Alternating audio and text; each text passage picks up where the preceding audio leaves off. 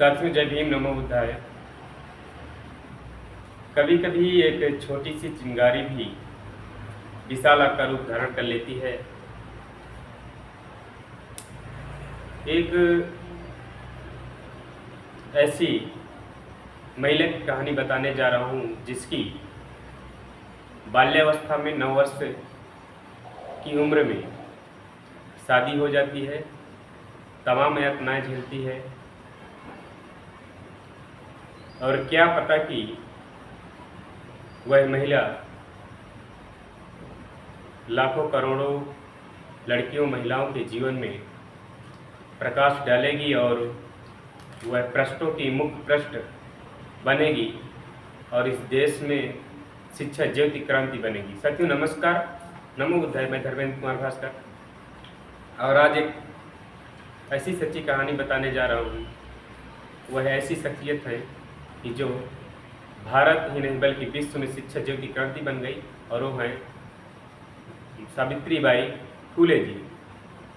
साथियों, सावित्रीबाई फुले जी की महात्मा ज्योतिबा फुले जी से 9 वर्ष की उम्र में शादी होती है और शादी होने के पहले वो उनकी शिक्षा दीक्षा एक भी नहीं थी, लेकिन वो अपने पति के देखरेख में शिक्षा दीक्षा ग्रहण करती हैं और यहाँ तक ही शिक्षा दीक्षा ग्रहण ही नहीं करती बल्कि शिक्षा दीक्षा लेकर के वह समाज की महिलाओं को पढ़ाने का काम करती हैं। लेकिन पढ़ाने के दरमियान उनके साथ ऐसी ऐसी घटनाएं घटती हैं कि सुन करके रोंगटे खड़े हो जाते हैं। साथियों, जब माता सावित्रीबाई फुले घर से पाठशाला पढ़ाने जाती थी तो उनके ऊपर जो जातिवादी व्यवस्था के लोग थे,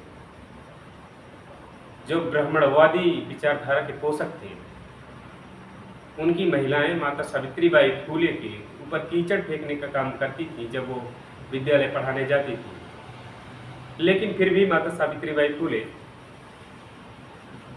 एक साड़ी लेकर के विद्यालय पाठशाला जाने का काम करती थी। जब पाठशाला जाती थी तब वह पाठशाला में पहले अपनी साड़ी धोती को चेंज करती थी, फिर वहाँ की महिलाओं और बच्चों को, लड़कियों को पढ़ने पढ़ाने का काम करती थी।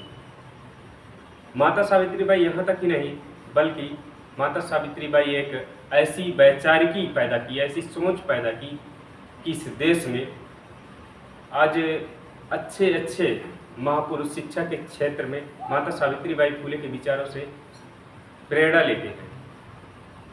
साथियों, बहुजन समाज की अगर हम बात करें तो जब शूद्रों को पढ़ने लिखने का अधिकार नहीं था, महिलाओं को पढ़ने लिखने का अधिकार नहीं था और कोई भी महिलाओं की शिक्षा दीक्षा की बात नहीं करता था, उस समय माता सावित्रीबाई फुले 1848 में महिलाओं की शिक्षा दीक्षा के लिए अपने पति ज्योतिबा फुले जी के संरक्षण में उन्होंने विद्यालय खोला और पढ़ने पढ़ाने का काम किया।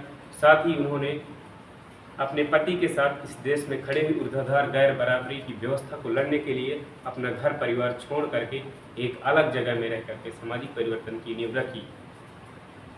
नींव ही नहीं बल्कि उन्होंने विधवा विवाह, सती प्रथा, तमाम रूढ़िवादी व्यवस्थाओं के खिलाफ उन्होंने बड़ा आंदोलन किया और शिक्षा के क्षेत्र में तो उन्होंने पूरी जिंदगी समाज को जागृत करने का काम किया और पूरा जीवन कुर्बान कर दिया।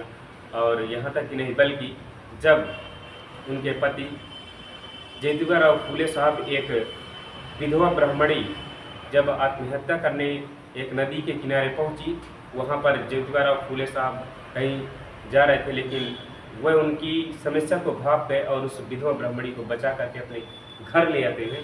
और जब घर ले आते हैं तो माता सावित्रीबाई फुले जब उनकी समस्या से रूबरू होती है तो उनको बड़े मान सम्मान से अपने घर पर रखती हैं और रखने के बाद उसकी डिलीवरी, उसका प्रसव कराती हैं और उसको कराने के बाद उस महिला का जो बच्चा होता है उसका यशवंत रखती हैं और कानूनी तौर पर, कागजात के तौर पर उस बच्चे को अपने बच्चे को मान करके उसका लालन पालन पोषण करती हैं। ऐसी माता सावित्रीबाई फुले की एक छोटी सी कहानी पेश किया हूँ। अब अगले एपिसोड में मिलेंगे। जय भीम, नमो बुद्धाय।